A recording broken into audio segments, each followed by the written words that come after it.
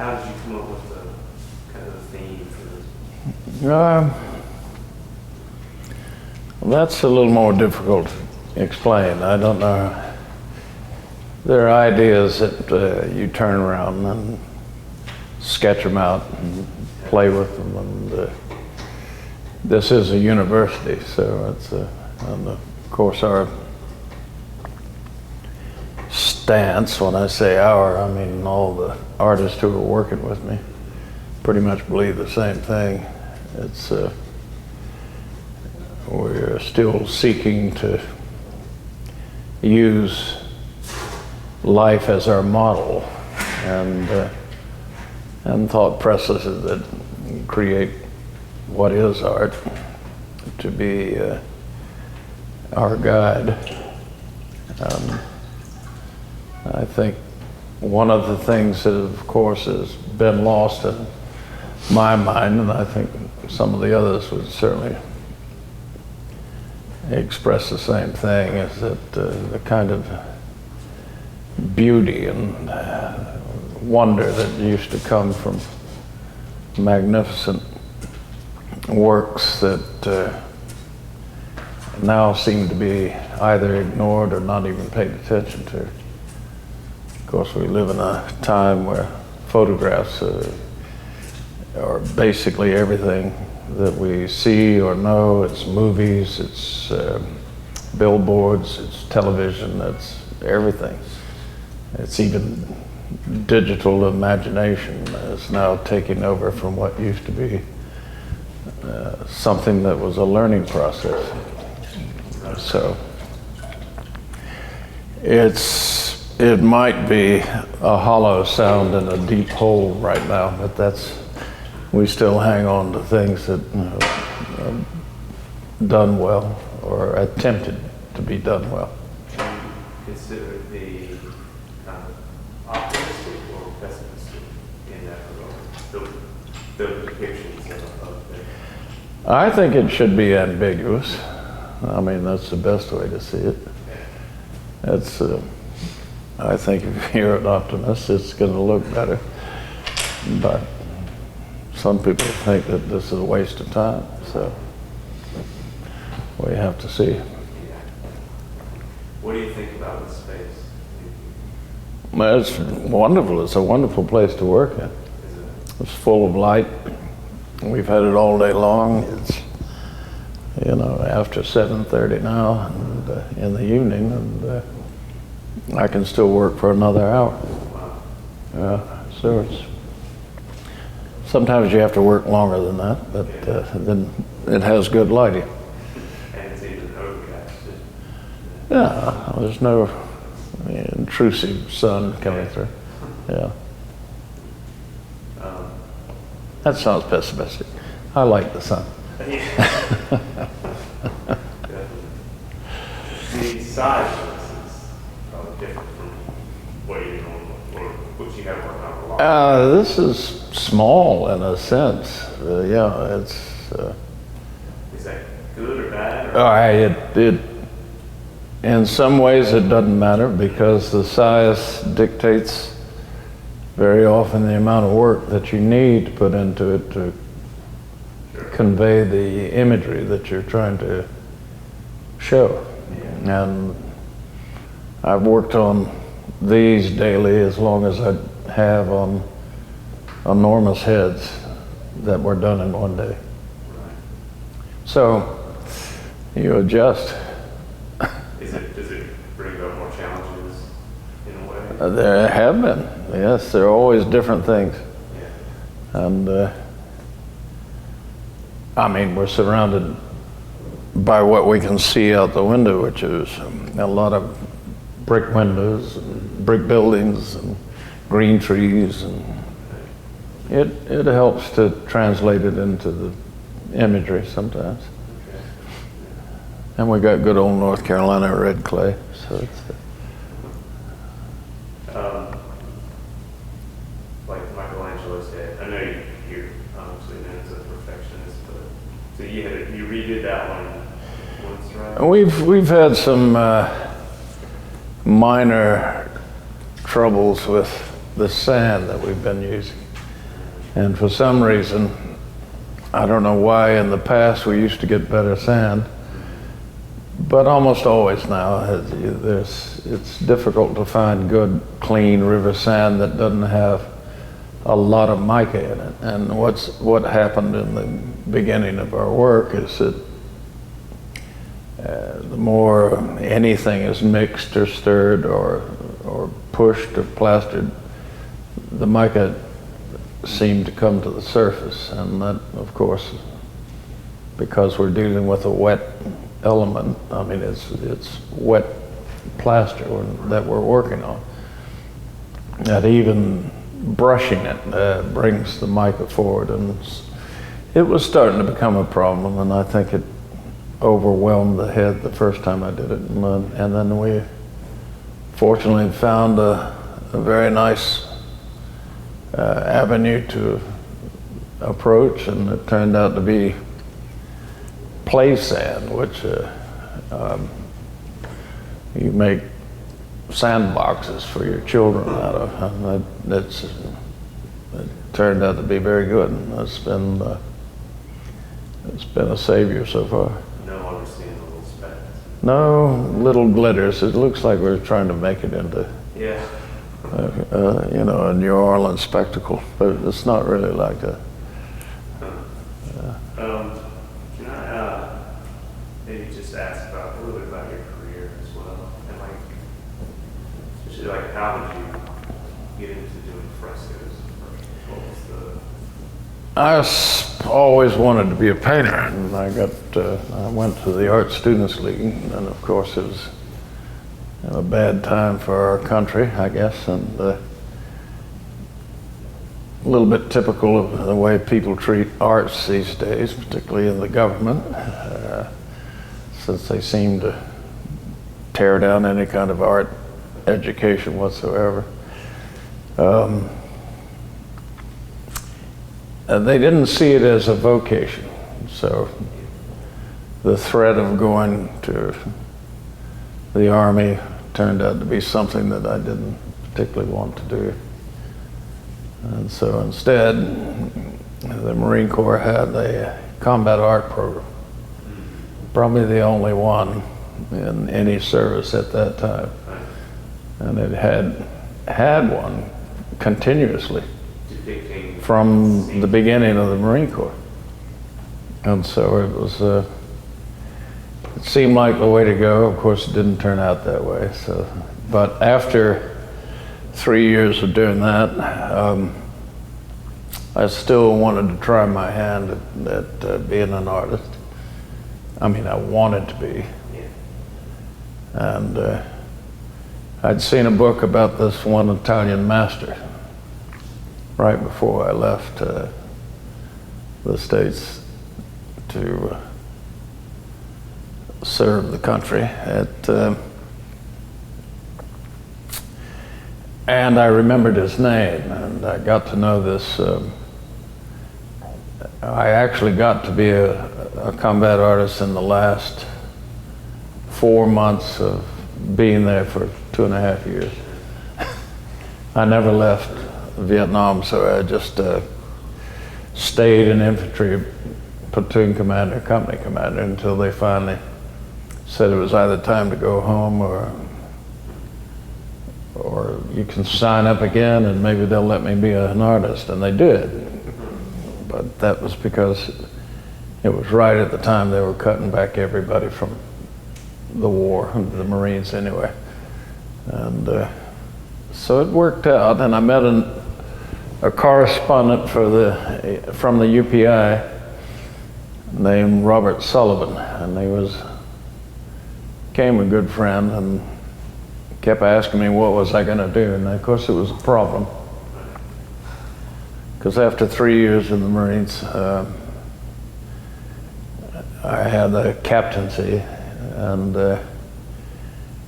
they of course were becoming slightly nervous, and most people were trying to, and were, leaving the service as fast as they could after, Vietnam was not a very popular thing for anyone. But it was a question of staying in and knowing that you can be promoted faster because that's the way it was, or finally getting a chance to go do something about it.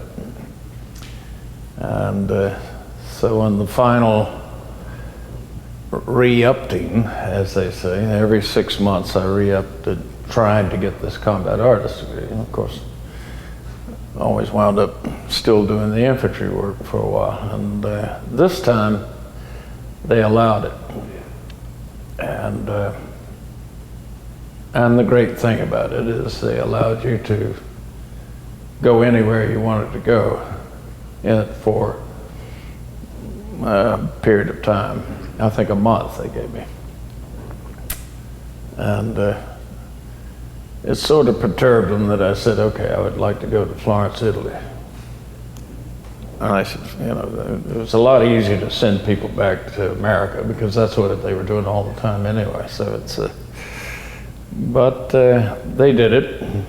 And I went over there trying to find this man that I didn't know if he spoke English or anything.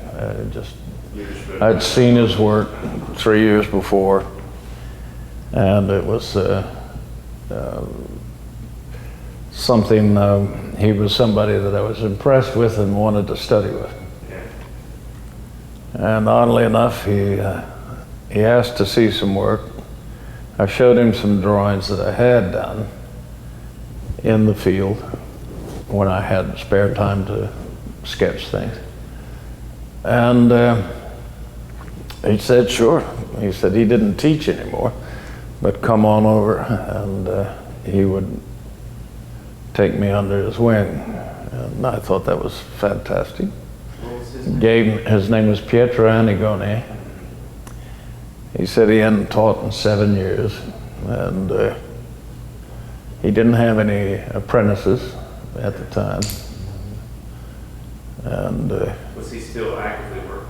he was actively working. And because he painted the Queen of England, I think he learned how to speak English a little bit.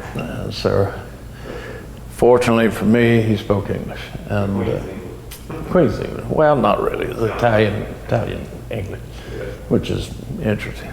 But You could communicate. absolutely. And so he knew, he said, well, if you come back after 6 months in Vietnam, which I now knew I was going to get out of the Marine Corps and come straight over, which is what I did. And because he was basically known as a portrait painter, particularly in England, I think, because he painted every living, twitching aristocrat that existed in that place. And he was quite famous in England. But it was odd, he wasn't that famous in Italy. He became famous, and he did it by doing frescoes. And I think he probably would have become, he was known in Florence and the area, but not, it would surprise me to know that he wasn't as widely known in the rest of the country as you'd imagine. And of course, Florence is a place for a lot of English and Americans, particularly artists who want to come and take on that dream to visit and study and do things like that. And it's full of art. That's a good reason to. And when I finally got under his wing, he was doing frescoes. And that's what made him, toward the end of his life, he did more of those than just about anything. And Had he been doing them for a while? he'd learned how to do them early on, yes. He knew the medium. Yeah. And he had good instruction as a young artist. And that's, of course, the technique I got to learn, because that's what he was doing. Just because he happened to be doing it? He was doing that, and if I was going to learn anything, that's what I was going to have to learn from him. It was what he was doing. And so Were you that skeptical at all? no, it was wonderful. You go in and you see, when the first time I went to see what he had to planned for this church outside of Florence was this enormous wall, and that's the first thing you saw. You just think, well, that'd be a wonderful thing to do. And so I worked with him on that, and you got to see it, and it's very exciting and a lot of work. You were there for 8 years? I really studied probably steadily for about 7, but then at that time I'd decided that I needed to try to be an artist on my own. But whenever he had a fresco or something to do, I'd come in and help him. So I stayed with him for about 9 years.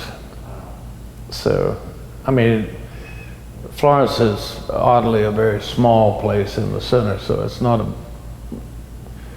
even the center of Florence is, like a small town in North Carolina. So it was a good time, and I learned a lot from it, and I appreciated it. Did you feel like you continued to learn things about it, or did you, during that time, did you kind of get it? Well, one of the main things that I've discovered, because one of the things I had to do to make money was to come back to the States and do portraits. That was the fastest way to make a living back in those days, and so doing portrait drawings and portrait paintings.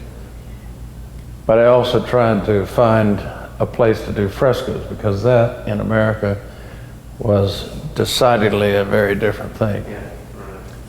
And most people didn't know what they were. Sure. And it was frustrating for the first, well, I don't know, almost 10 years, I guess. Just trying to find somebody who would let you do it for free. I mean, I'd ask them to pay for the materials, but that was it. And finally found somebody up in Ashe County. And he was a very jolly kind of priest, and was very enthusiastic. He said, absolutely, and then said, what is it? So he had more optimism than most people I met. More faith. Yeah, more faith. And it turned out that it was, that's how the frescoes started in North Carolina. You're probably just itching to do it, right? I mean, just because you've been studying it.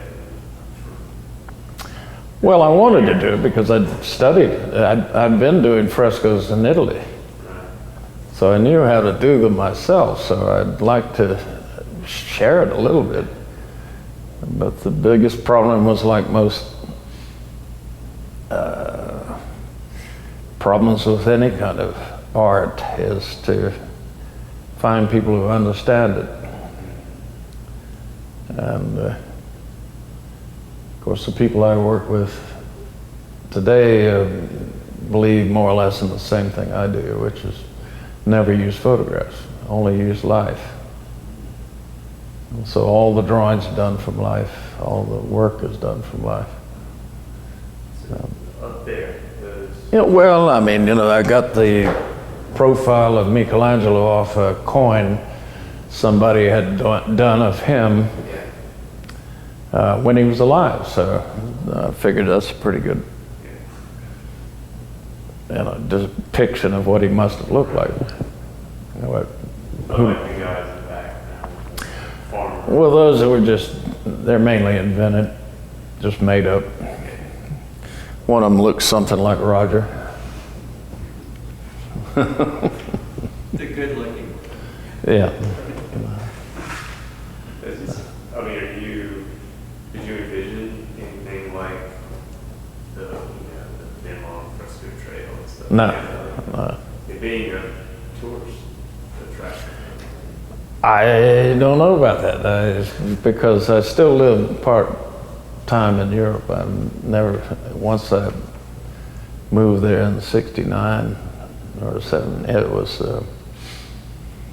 I'd always lived there, still live there. And that's, I mean, things are different because I also have 5 sons, and eventually they wanted to come to school in America. They're American, even though they were, 2 of them were very definitely brought up in Europe. And they're mostly in Italy, or? well, Italy and France, and so they had that sort of education when they came back and went to high school in America, and went to the universities here. So they're still doing it with a little help of a vigorous boot every now and then. But well. Do you, would you ever, I mean, the Bank of America or the Nation's Bank, I guess, what it was, and you know, that kind of scale or something, That was fun to do, yeah. do you do it again? Yeah, if I can climb the ladder.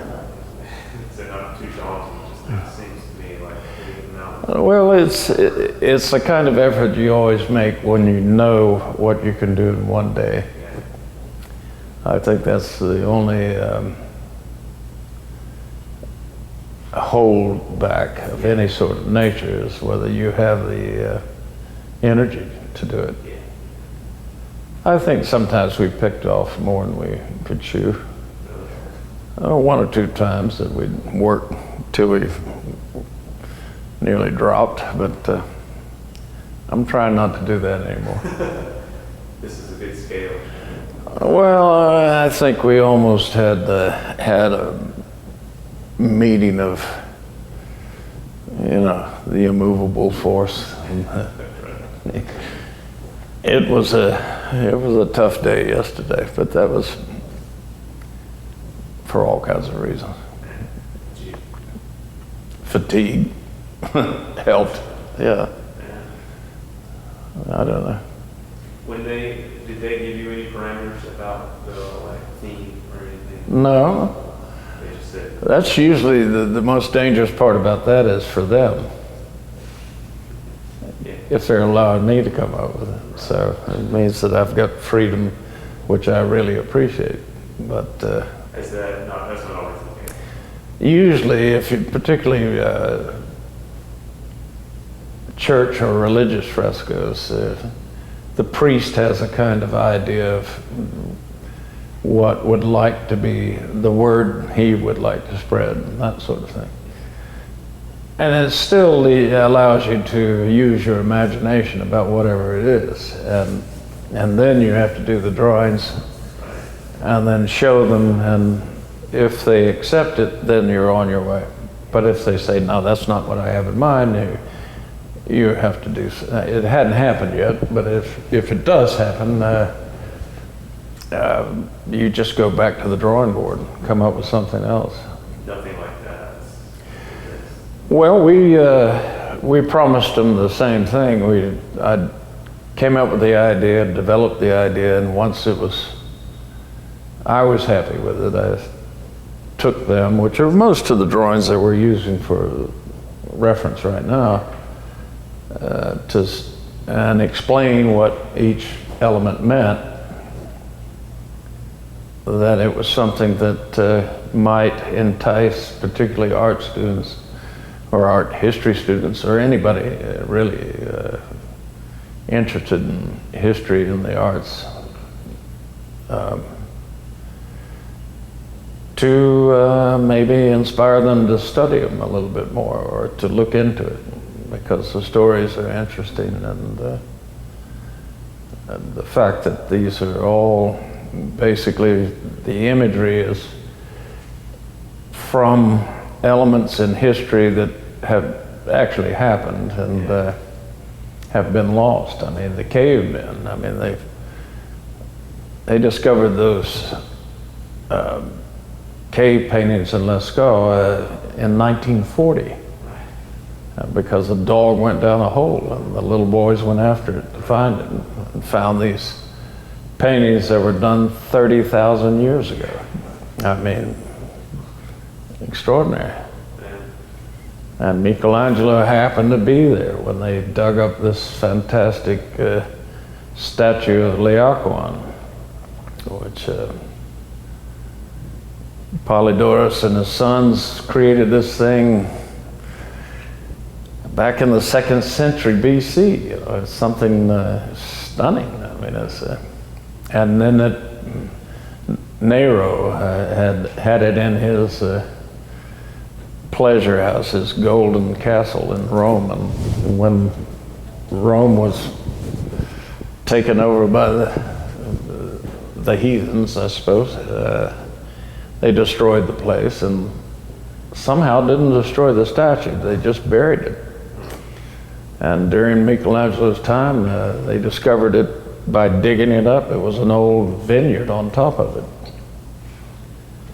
And when they found it, he just happened to be in the house of San Gallo, who was working for the Pope, and the Pope wanted him to go over and have a look at it. And he just happened to be there with him, and it was stunning. I mean, had to have, I think there have been some art historical writings about how that particular statue motivated him to do a little more forceful and interesting kind of figure work in his sculpture and frescoes.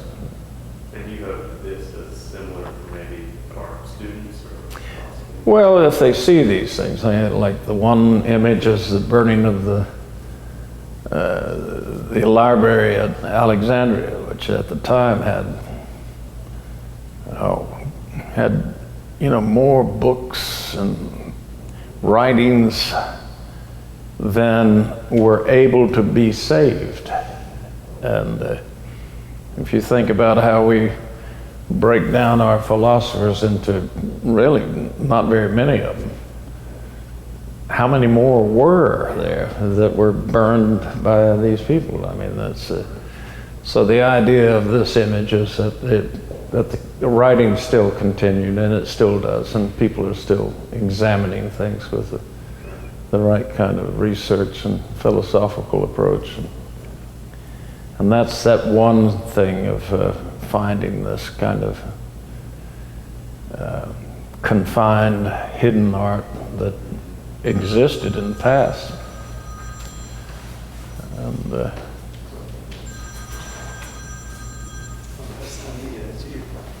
the others are the same thing. It's the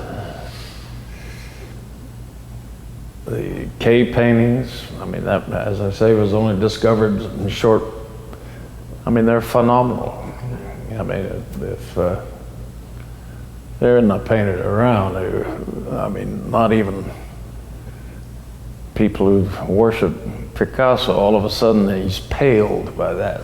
You know, it's just extraordinary kind of stuff. And the fact that they discovered in 1970, I was in Italy then when they found these bronzes of the Riachi.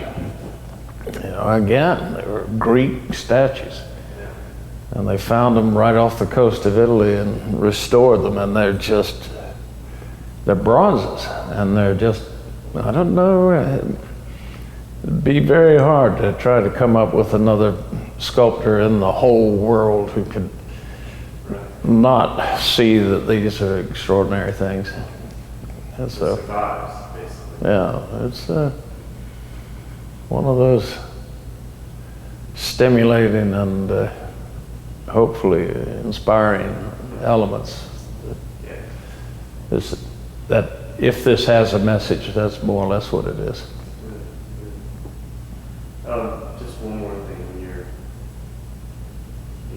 It seems like a lot of work. You have a team of people who have to prepare, get away all plaster, all the materials. Do you ever feel like it's a lot easier for just me just paint on paper? Well, that's what I do mainly. I'm an artist, a painter. I basically paint alone. I don't necessarily have a team behind me. And If something makes it worthwhile, doing fresco. well, we have the right people to do the work. I mean, and they're all artists, and if they haven't learned it themselves and want to do their own, that's up to them. But most of them have. I mean, Roger certainly has, and others in the past who've worked with me have done frescoes, and I think John Dempsey is a strong painter in his own right, and so he's of course somebody I would like to have around to manage the colors, for example. Roger knows exactly all the elements that need to be taken care of, so he's been always very helpful in this kind of thing. And the others are learning. And in fact, they're doing small studies here now, which, yeah, I'm happy for them. And I think and maybe it'll catch on. Maybe, you know, who knows? Yeah, you could be spreading the fresco. Yeah. So they don't come knocking down your door to get you to do one, by the way. So it'll be, yeah. It certainly is. Well, Well, thank you. well, thanks a lot. Yes, indeed.